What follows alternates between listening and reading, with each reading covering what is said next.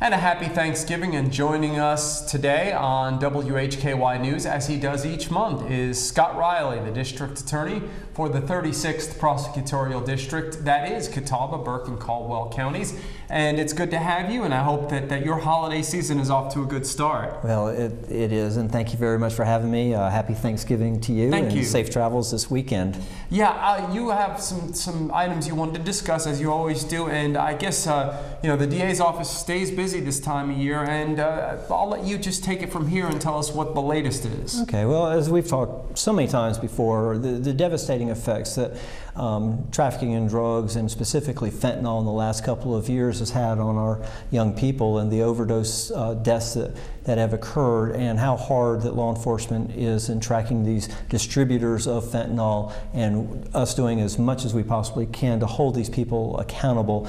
These people that know that these drugs that they're selling, the consequences could be death to the people they're selling to, yet they value money more than life. So we're doing our best to go after these people.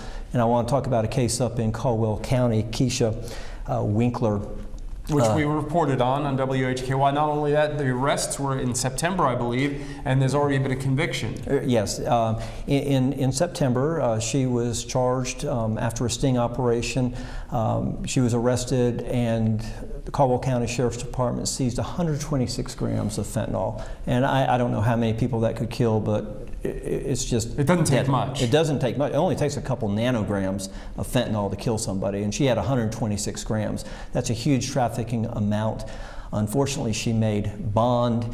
She was able to get out, and 2 days later, she was stopped again and charged with having 6 grams of fentanyl on her, and then a subsequent search of her home found another trafficking amount at her home.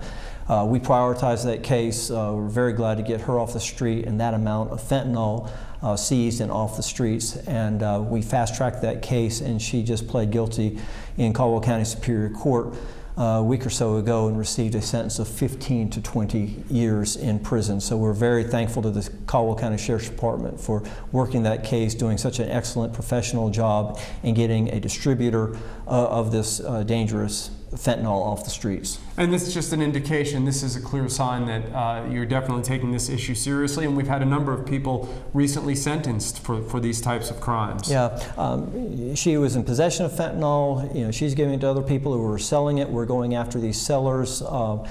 Just recently, Manuel Acevedo was convicted of death by distribution. He sold just $40 worth of drugs to a poor woman who unknowingly took that drug. It was laced with fentanyl. I'm sure she did not know that it was laced with fentanyl, but that's what's going on. These drugs are counterfeit. They're laced with fentanyl, and it just takes 4 nanograms to kill somebody.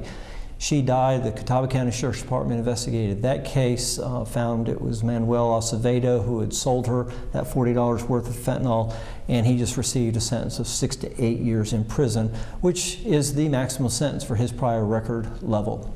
So again, this issue definitely being taken seriously. We appreciate you giving us the update, and we always appreciate you taking the time to come by the studios, and I hope your Thanksgiving and the Thanksgiving weekend is great for you, and I guess we'll chat with you a little bit before Christmas. I'm looking forward to it. Scott Riley, the District Attorney for the 36th Prosecutorial District, which is Catawba, Burke, and Caldwell counties. He joins us each month here on WHKY News.